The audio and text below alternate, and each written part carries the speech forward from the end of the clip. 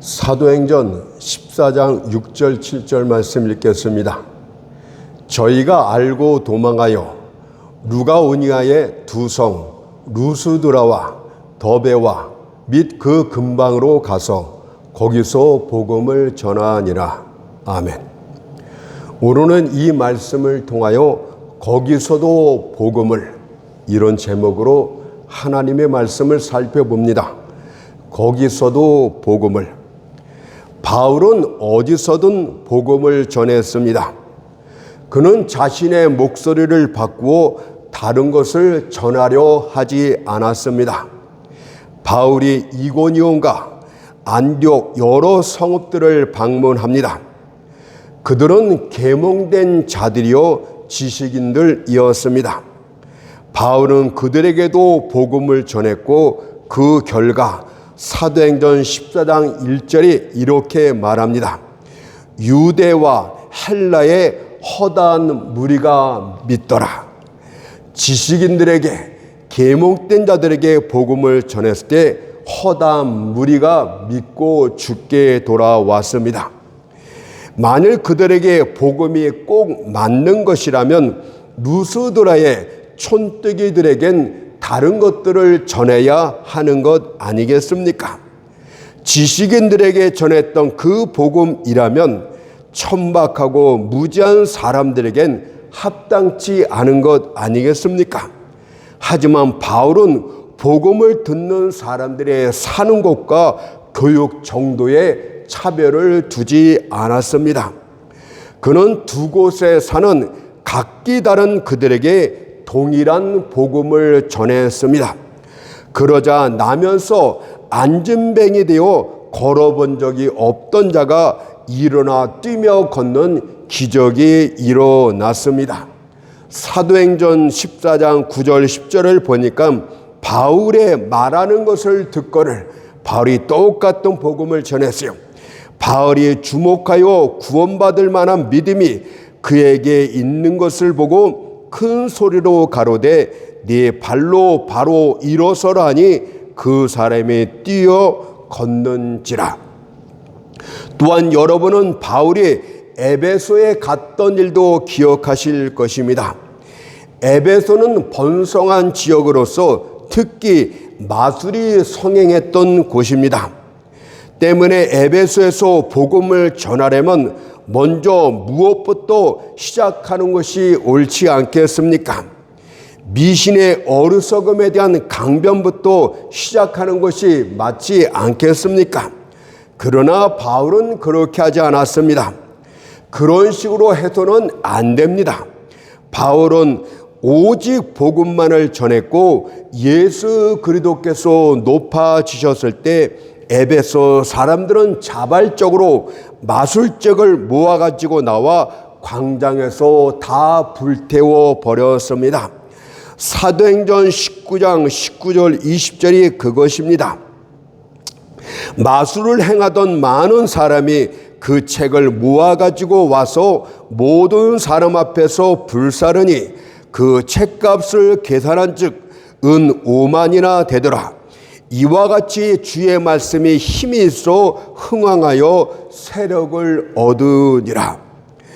또한 세련된 정치가인 총독 서기오 바울이 재판석상에 앉아 있었을 때도 마찬가지입니다. 바울이 그에게 무엇을 전해야 하겠습니까? 정치에 관한 토론부터 시작하는 것이 좋겠습니까? 기독교는 세상 정부를 간섭하지 않는다고 그렇게 말하는 것이 옳겠습니까? 그렇지 않습니다. 바울은 총독 서기오 바울에게도 똑같이 예수 그리스도의 복음을 전합니다.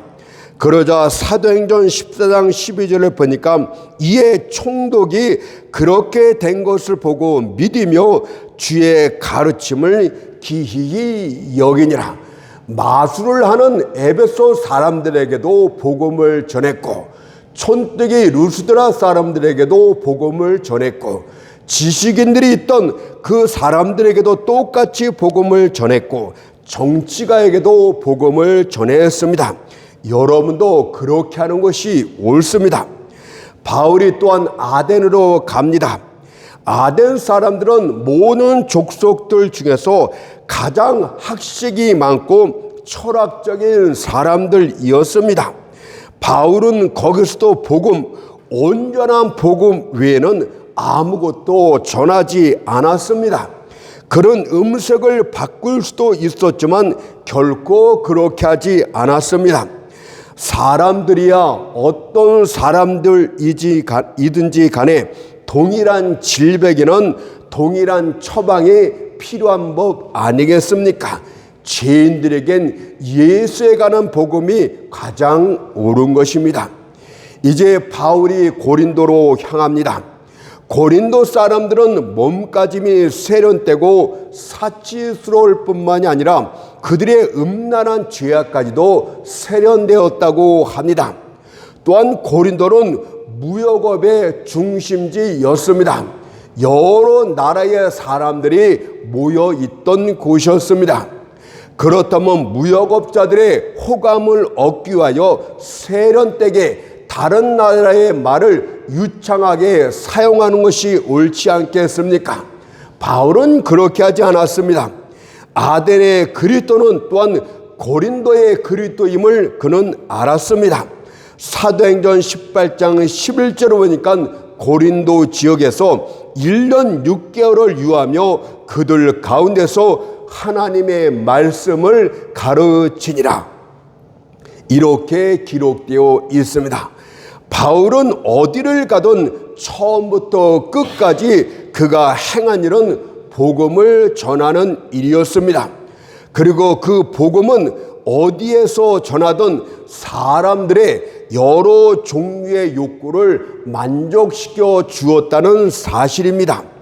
복음은 온갖 진귀한 보석으로 꾸며진 페르시아 궁전 보좌에 앉은 군주에게도 합당한 것이 되고 지독히 가난하고 더럽고 불결한 야만인에게도 합당한 것이 됩니다. 영광된 하나님의 지혜의 복음은 가장 지혜로운 사람에게도 전할 수 있는 가장 좋은 것이며 어리석은 자들과 어린아이들도 쉽게 깨닫고 믿을 수 있는 것이 됩니다. 따라서 복음을 가감승제하거나 변형시키거나 바꾸려 하지 마십시오. 시대에 맞춰서 복음도 변해야 된다는 어리석은 생각은 그만두도록 하십시오. 성령의 능력을 믿지 못하기 때문에 인간적인 방법을 동원하기 때문에 그런 방법들을 사용하려 하는 것이 아니겠습니까? 다만 하나님께서 여러분에게 가르쳐 주신 진리를 온전히 그대로 전하면 됩니다. 그렇게 할 때 여러분은 모든 곳에서 모든 사람 앞에서 그리스도의 향기가 될 수 있습니다. 바울의 삶은 한 가지 목표에 집중되어 있었습니다. 그것은 복음을 모든 곳에서 증거하는 것이었습니다. 바울은 복음을 증거하는 그의 사역을 주님께서 친히 자기에게 맡겨준 거룩한 사명으로 여겼습니다. 그래서 그는 그 일을 하다가 생명을 버린다 할지라도 충성할 것을 결심합니다. 사도행전 20장 24절이 그것을 증거합니다. 주 예수께 받은 사명, 곧 하나님의 은혜의 복음 증거하는 일을 마치려 하면은 나의 생명을 조금도 귀한 것으로 여기지 아니하노라. 그리고 모든 크리스찬들은 사도 바울과 유사한 입장에 있다는 것을 잊지 마십시오. 물론 우리 모두가 다 하나님의 말씀을 공식 석상에서 전파하는 자로 부르심을 받은 것은 아닙니다. 그렇지만 우리 모두는 이 땅에서 진리를 맡은 자로서 진리를 용감하게 선포하고 믿음을 지키기 위해서 진지하게 싸워야 할 것을 우리 모두 명령을 받았습니다. 주님께서 부활 승천하시기 전 우리 모두에게 주신 지상 과업이 무엇입니까? 마가복음 16장 15절 아닙니까? 너희는 온 천하에 다니며 만민에게 복음을 전파라고 말씀합니다. 너희는 여기서 여러분들 자신을 빼려하지 마십시오. 그러면 여러분은 구원받은 그리스도인이 아닙니다. 만민에게 복음을 전하라. 어떤 특수 사람들을 빼려고 하지 마십시오. 복음은 만민에게 전해야 되는 것입니다. 사랑하는 성도 여러분, 세상 사람들이 진리를 모른 채 죽어가고 있습니다. 그런데 사명을 맡은 우리가 어찌 게으른 침묵만 지킬 수 있겠습니까? 먹고 마시고 잠자는 것이 과연 전부란 말입니까? 여러분은 빛을 발하고 소리를 내며 진리를 증거하는 일을 실제 삶에서 보여주어야 됩니다. 하나님의 아들들인 야곱의 아들들인 여러분은 풀이 내리는 이슬같이 모든 사람들에게 다가갈 수 있어야 됩니다. 여러분은 기드온과 300인의 용사처럼 항아리 안에 감추인 햇불이 드러나도록 항아리를 깨트려야 하고 나팔을 크게 불어야 됩니다. 그리고는 사사기 7장 20절의 말씀처럼 여호와와 기드온의 칼이요 라고 외칠 수 있어야 됩니다. 이것이 도대체 무슨 뜻입니까? 복음 전하는 자들의 모습을 보여주고 있지 않습니까? 먼저 항아리를 깨뜨려 감춰있던 햇불이 빛을 발하도록 하십시오. 이 말의 의미는 세상 사람들이 여러분을 볼 때에 여러분이 예수님과 함께하고 있다는 사실을 알 수 있도록 선한 일들을 삶 가운데서 보이라 이 뜻입니다. 복음을 전하는 자들은 그 됨됨이가 행실이 바라야 됨을 먼저 하나님이 가르치고 있습니다. 마태복음 5장 14절 16절을 보니까 너희는 세상의 빛이라.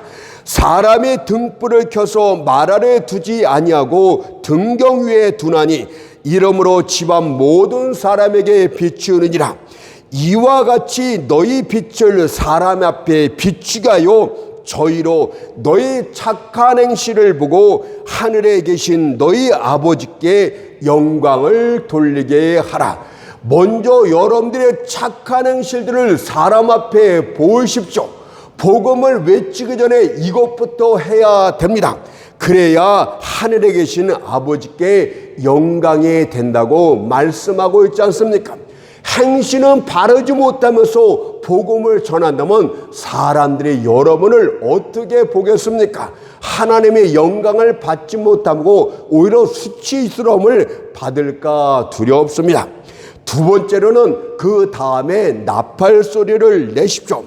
만약 여러분이 그들의 귀에다 대고 나팔을 불지 않는다면 어떻게 복음을 알 수 있단 말입니까? 그들에게 입을 열어 복음을 전하십시오. 복음을 그들 문간에 갖다 놓으십시오. 그들이 가는 길에다 복음을 갖다 놓으십시오. 그들로 하여금 복음을 피해가지 못하도록 끊임없이 만날 정마다 전하도록 하십시오.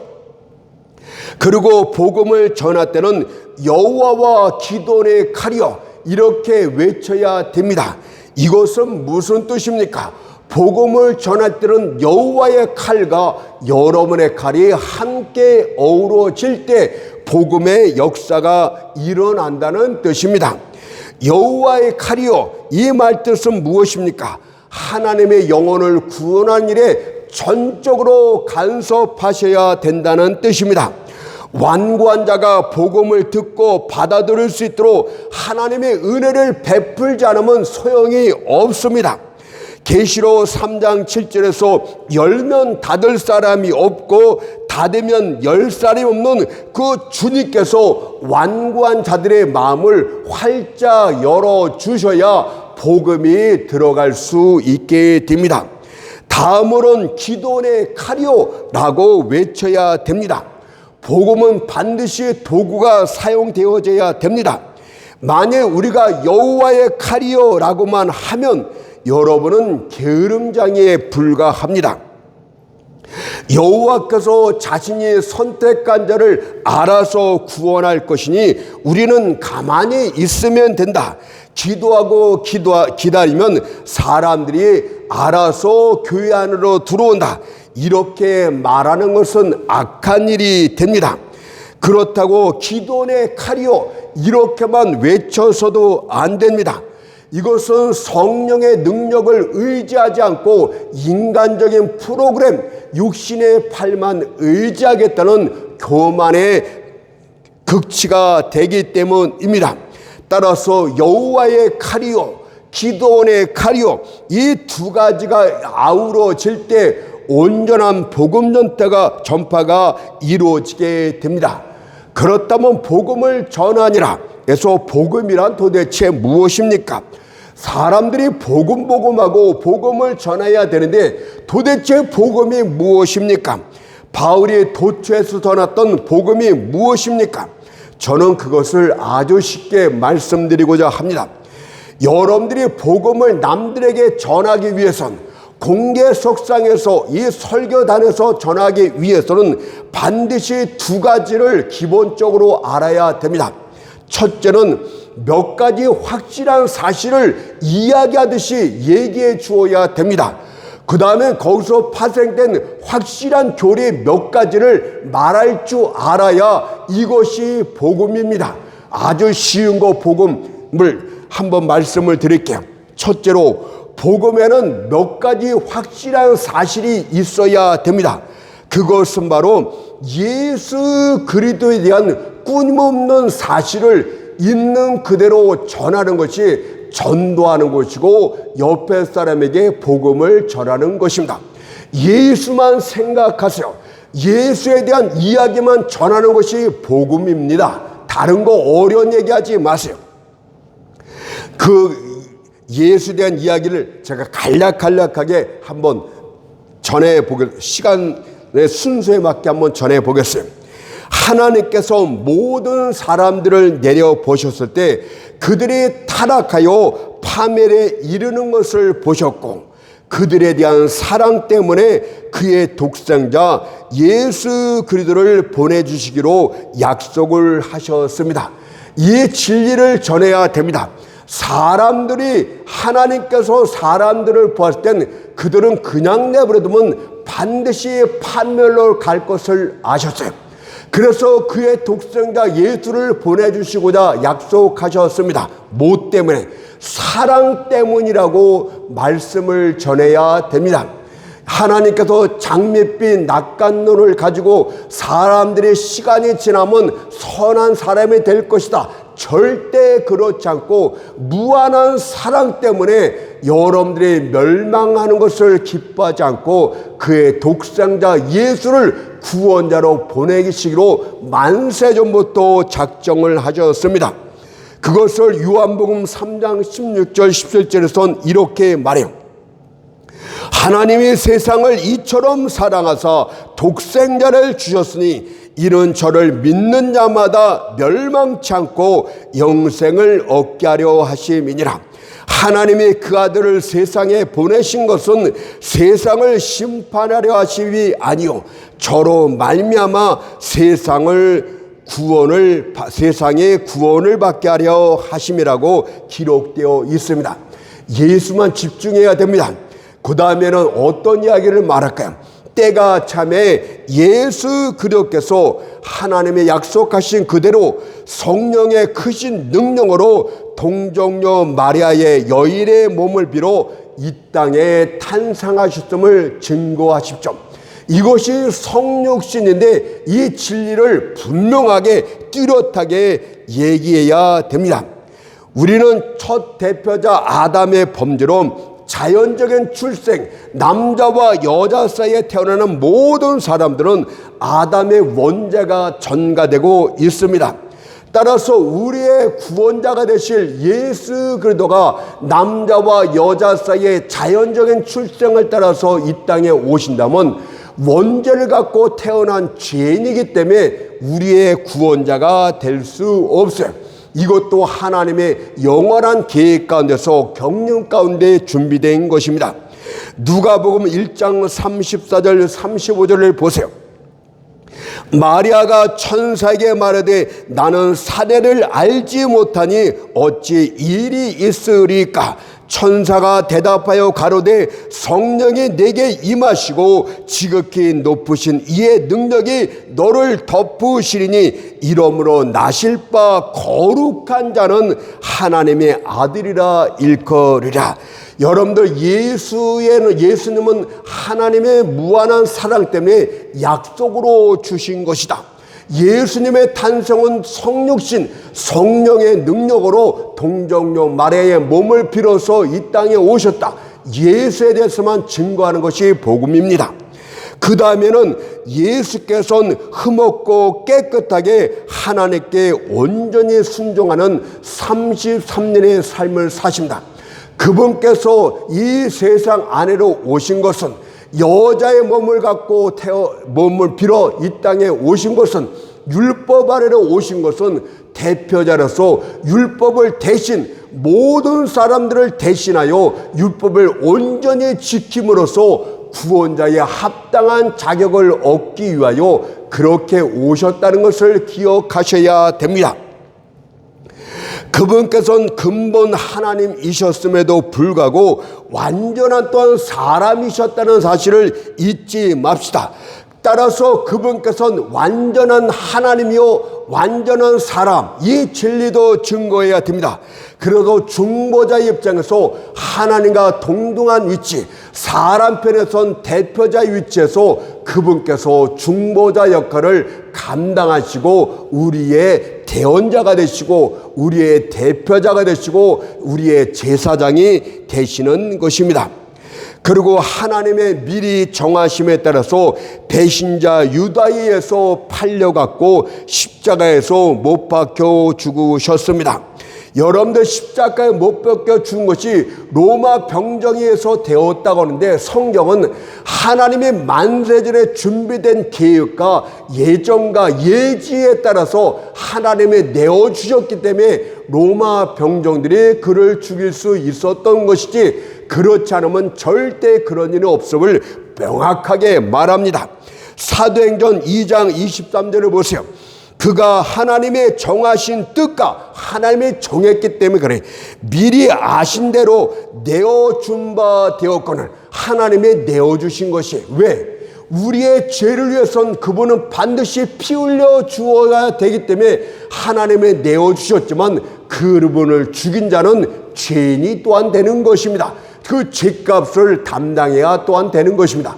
하나님의 오묘한 진리는 감히 측량을 할 수가 없어요. 너희가 법 없는 자들의 손을 빌어 못 박아 죽였으나 라고 말씀합니다. 그분께서는 생명과 영광의 주님이셨지만, 영원한 불멸의 하나님이셨지만 고개를 떨구고 죽으셨습니다. 갈보리의 십자가에서 피 흘려 못 박혀 죽으신 그분은 바로 그 말씀이신 예수 그리스도, 제위 인격이신 예수 그리스도, 바로 그 하나님이셨음을 꼭 기억해야 됩니다. 주님께서 마지막에 다 이루었다 말씀하시고 그분께서 머리를 숙이시고 운명하셨다는 이 사실은, 다 이루었다는 사실은 하나님의 예정하신 모든 구원의 계획을 그분이 완성하셨습니다. 여러분들의 죄값을 다 갚으셨다고 그분이 선포하는 승리의 함성이 되는 것입니다. 사람들은 그분이 정말 죽었을까 이렇게 말할지 모르겠지만, 그분께서 십자가에서 피 흘려 죽으신 다음에 그분의 죽으심을 다시 확인하는 사건이 있습니다. 바로 로마 병정이 그분의 옆구리를 창으로 깊이 찌르자 물과 피가 모두 쏟아져 나왔더라. 성경에 이렇게 기록을 합니다. 그리고 그분이 3일 만에 부활을 하셨습니다. 그분이 많은 사람들에게 자신의 부활의 몸을 보여주셨습니다. 부활이라는 것은 몸이 살아나는 것이지 영을 말하는 것이 아니에요. 의심 많은 도마에게 말씀하십니다. 내 손가락을 내어 내 못자국 난 손에 넣어보고 내 창자국 난 옆구리에 넣어보아라. 또 제자들과 함께 떡과 물고기를 먹습니다. 이것은 무엇입니까? 영은 그런 물질을 먹을 수 없는데 부활의 몸은 먹을 수 있었습니다. 어느 때는 막달라 마리아에게, 어느 때는 12제자에게, 어느 때는 500명의 문도가 있는 사람 모름다 앞에 그분이 부활로서 40일 동안 이 땅에서 보여주셨습니다. 여러분들 과연 여러 계층의 수많은 사람들이 다 속을 수 있겠습니까? 그런 일은 있을 수가 없어요. 그들은 부활의 주님을 보고 수많은 사람들이 순교의 피를 흘렸습니다. 과연 거짓말 때문에 순교자가 될 자가 누가 있단 말입니까? 예수의 부활은 40일 동안 이 땅에서 끊임없이 모든 사람들에게 보여주었고 자기의 부활의 몸을 만져보기라도 말씀하시기도 하였고 500명의 문덕에 한꺼번에 증거하여 주시기도 하였고 떡과 물고기를 먹으심으로써 그분이 부활의 몸을 갖고 계셨음도 친히 보여주셨습니다. 그런 다음에 그들이 모두 보는 앞에서 감난산에서 승천하여 지금은 하나님의 우편에 앉아 계십니다. 사도행전 1장 9절에서 11절을 보세요. 저희 보는 데서 올려가시니 구름이 저를 가리워 보이지 않게 하더라. 올라가실 때 제자들이 자세히 하늘을 쳐다보고 있는데 흰옷 입은 두 사람이 저희 곁에 서서 가로되 갈릴리 사람들아 어찌하여 서서 하늘을 쳐다보느냐. 너희 가운데서 하늘로 올려오신 이 예수는 하늘로 가심을 본 그대로 오시리라 하였느니라. 그리고 머지않아 산자와 죽은 자를 심판으로 다시 재림하실 것을 그분이 마지막으로 약속하셨습니다. 성경의 모든 약속들은 이미 다 성취되었고 이제 재림 약속만이 남았습니다. 마태복음 25장 31절 33절을 보세요. 인자가 자기 영광으로 모든 천사와 함께 올 때 자기 영광의 보좌에 앉으리니 모든 민족을 그 앞에 모으고 각각 분별하기를 목자가 양과 염소를 분별하는 것 같이 하여 양은 그 오른편에 염소는 왼편에 두리라. 여러분들 복음을 전한 일이 예수 그리스도를 보내주시겠다는 하나님의 약속, 그분의 성육심, 그분의 삶, 그분의 죽으심, 그분의 부활, 그분의 승천, 그분의 하늘 보좌 우편에 앉아 계심, 그분의 재림, 이런 것들을 전하는 것이 복음이에요. 이 설교 강좌 중에서 허튼 이야기라는 것은 복음이 아닙니다. 예수에 대해서 전할 이야기가 얼마나 많은지 여러분의 평생 죽고 죽어도 다 전하지 못할 복음이 있는데 왜 복음을 전하지 않습니까? 복음을 전할 때 사람들이 변화됩니다. 복음을 전할 때 그들이 예수께 돌아옵니다. 복음을 전할 때 구세주가 누구인지를 압니다. 그 복음을 전할 때 하나님의 사랑을 깨닫게 됩니다. 복음을 전할 때 예수가 얼마나 귀한 분인가를 깨닫게 됩니다. 하찮은 이야기들은 그분의 이야기를 전할 때 아무것도 아니라는 사실을 깨닫고 옆에 사람한테 복음 전할 때 다른 얘기 하지 마세요. 나는 장로교회입니다. 나는 침례교회입니다. 엉뚱한 얘기입니다. 내가 은사를 받았는데 이런 바보 같은 얘기 전하지 말고 예수에 대한 이야기를 전할 때 성령이 그 마음을 열어주실 줄로 믿습니다. 두 번째는 이 복음의 명백한 사실로부터 확실한 교리 세 가지만 말씀을 드리겠습니다. 이거 먼저 인간의 전적 타락을 말해줘야 돼요. 죄악은 인간이 어쩔 수 없이 저지르는 그런 것이 아닙니다. 우연히 당하거나 저질러지는 그런 사건, 사고 같은 것이 죄가 아닙니다. 인간의 본성 자체가 죄악을 사랑하고 있다는 것을 전해야 됩니다. 여기에 나무 한 그루가 있습니다. 그런데 그 나뭇가지 몇 개가 썩은 것이 아니라 중심부 뿌리 자체가 완전히 썩어버린 그것이 인간의 모습임을 가르쳐 주어야 됩니다. 인간성 자체가 죄성, 죄의 샘물 같다는 것을 고발하고 있지 않습니까? 에베소 2장 3절에 보니까 본질상 진노의 자녀이었대. 본질은 뿌리부터 진노, 하나님의 진노를 받은 죄의 성을 가진 자라 이 뜻이에요. 그런데 보십시오.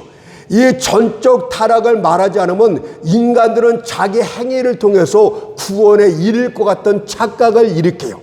종교의식을 통해서 구원에 이를 것 같던 착각을 일으켜요.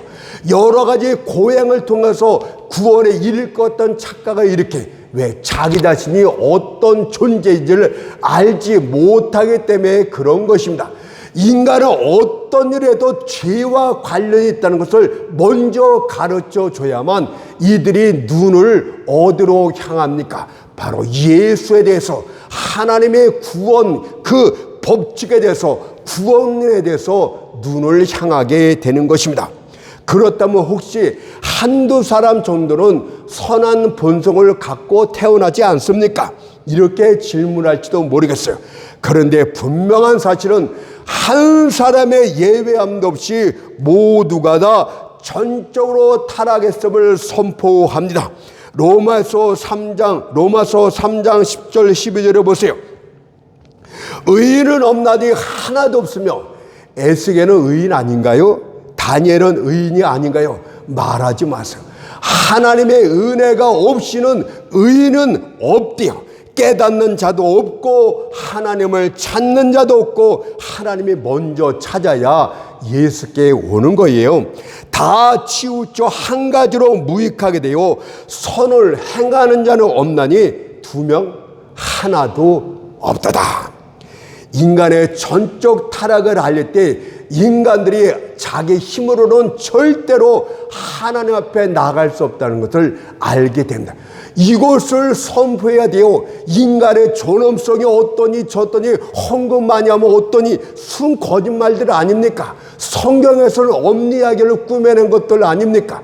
인간의 전적 타락을 이야기하고 다음에 그 다음에 그들이 어디로 가야 됩니까? 대속의 교리를 말해야 됩니다. 예수가 필요함을 말해야 됩니다. 너희들의 힘으로는 하나님 앞에 나올 자가 한 명도 없기 때문에 하나님께서 예수를 대속해서 그분으로 죄를 담당하게 하셨도다. 이 진리를 말해야 됩니다. 대속은 기독교의 두뇌요 척추가 됩니다. 율법은 범죄한 모든 사람들에게서 히브리서 9장 22절에 피 흘림이 없은 적 사함이 없느니라. 하나님이 정하신 율법에는 죄를 사하기 위해서는 피 흘림이 없은 적 사함이 없느니라. 예수께서 나이가 하나님의 아들이라 할지라도 이 땅에 오셨고 나이가 많아 늙어 돌아가셨다면 그분은 구세주가 될 수가 없어요. 분명하게 어떤 사건을 위해서 피 흘려 죽어야 됩니다. 저주를 받아 죽어야 됩니다. 이 피 흘림이 있어야만 사함이 있다고 말하고 있지 않습니까? 피 흘림이 없은 적 사함이 없느니라. 예수가 십자가에 못 박혀 죽는 일은 반드시 구원과 관련해서 있어야 될 일이 됩니다. 때문에 우리를 대신할 죄사함은 반드시 누군가의 피의 구속으로 이루어지게 되는 것입니다. 과연 모든 사람들의 죄사함, 대속함을 할 대속자가 누구란 말입니까? 모든 사람들의 죄값인 생명을 대신 지불할 그 한 분이 도대체 누구란 말입니까? 창조주 한 분 이외에는 아무도 그렇게 할 수 없어요. 그러나 하나님은 피 흘려 죽을 수 없는 영원하신 분입니다. 그래서 대속주가 되시기 위해선 완전한 하나님이시면서 완전한 사람이신 예수 한 분뿐이라는 것을 성경이 말하고 있는 게 요한복음 1장 1절과 14절이 그것입니다. 태초에 말씀이 계시니라. 예수님이 바로 로고스 그 말씀이었어요. 이 말씀이 하나님과 함께 계셨으니 이 말씀은 곧 하나님이시라. 말씀이 육신이 되어 우리 가운데 거하시매 그 말씀 안에 하나님 그 말씀 하나님이 육신이 되어서 우리 가운데 거하심에 우리가 그 영광을 보니 아버지의 독생자의 영광이요 은혜와 진리가 충만하더라.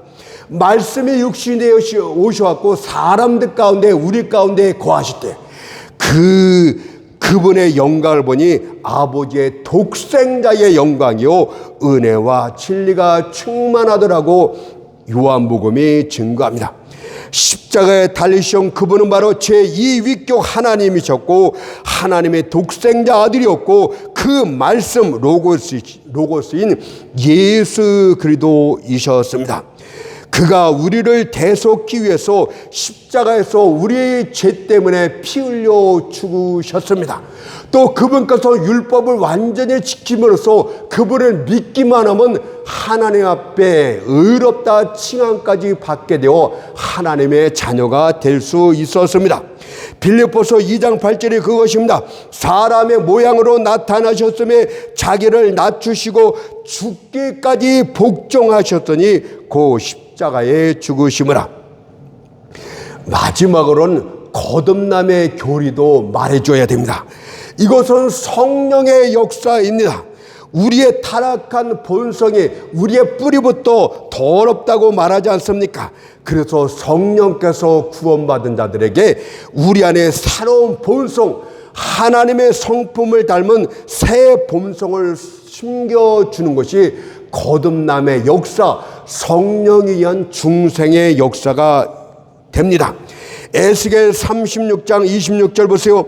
또 새 영을 너희 속에 두고 새 마음을 너희에게 주되 너희 육신에서 굳은 마음을 제하고 부드러운 마음을 줄 것이며, 여기에 준다, 부드러운 마음을 주는 것이 변화시키는 것이 아니에요.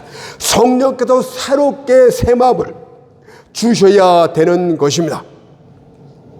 구원은 외적인 개혁만이 아니라 내적인 변화까지 포함됩니다. 주 예수를 믿노라 하면서 내면에 새로운 성품이 탄생하지 않았다면 그것은 성경상의 구원이 아닙니다. 그래서 주님께서는 그 예수를 믿는다는 이것뿐만 아니라 성령의 거듭남이 없이는 하나님의 나라를 볼 수 없다고 말했어요. 요한복음 3장 5절 7절을 보세요. 사람이 물과 성령으로 나지 아니하면 하나님의 나라에 들어갈 수 없느니라. 육으로 난 것은 육이요 성령으로 난 것은 영이니 내가 네게 거듭나야 하겠다는 말을 기히 여기지 말라. 성령으로 거듭난 것이 없으면 하나님 나라에 결단코 들어가지 못한대요. 이제 마지막으로 이 두 가지로 예수에 대한 사실을 이야기했습니까? 예수와 관련해서 인간의 전적 타락과 대속의 교리와 거듭남을 얘기해 주었습니까? 이 정도면 복음을 충분히 얘기한 거예요. 여러분들, 그 다음에는 여러분의 마지막으로 확실한 명령을 해야 됩니다. 주 예수를 믿으라. 그리하면 구원을 얻으라. 이에 먼저 예수가 어떤 분인가를 말하고 거기에 대한 교리를 말한 다음에 그 다음에 주 예수를 믿으라고 말하는 것입니다. 주 예수를 믿으라. 그리하면 구원을 얻으라. 마가복음 16장 16절의 말씀처럼 믿고 세례를 받는 사람은 구원을 얻을 것이요 믿지 않는 사람은 정죄를 받으리라. 이제 명백하게 나타나 있지 않습니까?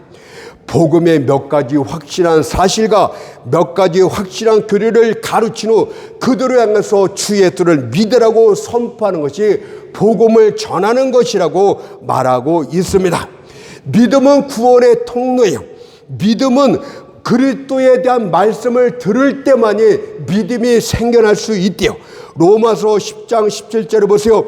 믿음은 들음에서 나며 들음은 그리스도의 말씀으로 말미암느니라. 환상을 보기 때문에 믿음이 생겨나는 것이 아니에요. 믿음은 반드시 들어야 되는데 어떤 것을 들어야 됩니까? 그리스도에 관련된 말씀을 들을 때 하나님의 믿음을 선물로 주시겠다고 말씀합니다. 그러나 어떤 사람은 이렇게도 말합니다. 과연 그런 복음으로 세상이 변하겠습니까? 사람이 새로워지겠습니까? 이렇게 반문을 합니다. 근데 정말 그렇게 변합니다. 보세요. 복음을 듣자 하나님을 모르던 이방인들이 가슴을 치면서 사도행전 2장 37절에서 형제들아 우리가 어찌할 거라면서 회개를 시작합니다.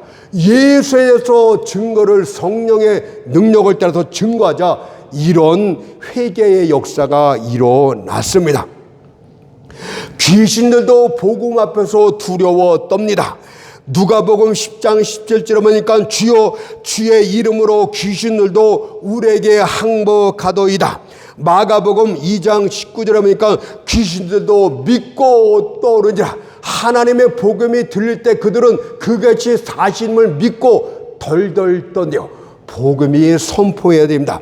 또한 자신이 고침받은 믿음이 생겨 치료받았던 이 안진뱅이에 대한 것도 무엇입니까? 복음을 들었을 때 치료의 역사가 일어났어요. 사도행전 14장 8절 10절 다시 한번 읽을게요.